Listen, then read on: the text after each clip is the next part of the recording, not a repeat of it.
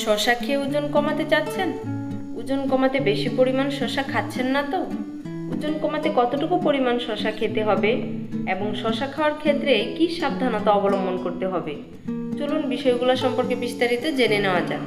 তবে ভিডিওটি যদি আপনি ইউটিউব থেকে দেখে থাকেন তাহলে প্লিজ চ্যানেলটি সাবস্ক্রাইব করে দিন আর পাশে থাকা বেল আইকনটি ক্লিক করে দিন। আর যদি ফেসবুক পেজ থেকে দেখে থাকেন তাহলে পেজটি ফলো আর শেয়ার করে দিন। 100 গ্রাম শসাতে ক্যালোরি থাকে 12, মানে ক্যালোরির পরিমাণ শসাতে খুবই কম, অর্থাৎ এর এনার্জি ডেনসিটি কম। বিশেষজ্ঞরা বলেন এনার্জি ডেনসিটি কম এমন খাবার খাওয়ার সঙ্গে ওজন কমার গভীর সম্পর্ক আছে।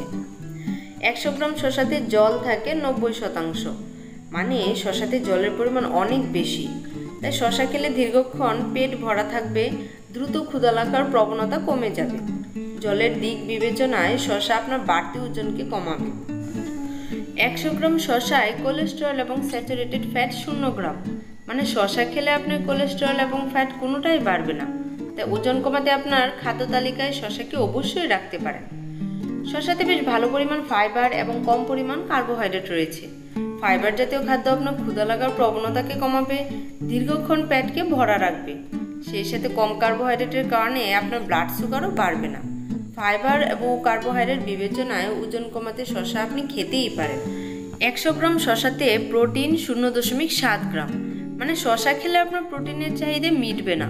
শরীরে প্রোটিনের যোগান দিতে খেতে হবে পনির, চিকেন, মাছ, মাংস, ডাল। তাই প্রোটিন বিবেচনায় শসা ওজন কমাতে ততটাও কার্যকরী নয়। ওজন কমানো ছাড়াও শসায় বিদ্যমান beta carotene, alpha carotene, vitamin C, vitamin A প্রভৃতি অ্যান্টিঅক্সিডেন্টগুলো শরীরের সুরক্ষায় বিশেষভাবে ভূমিকা রাখে।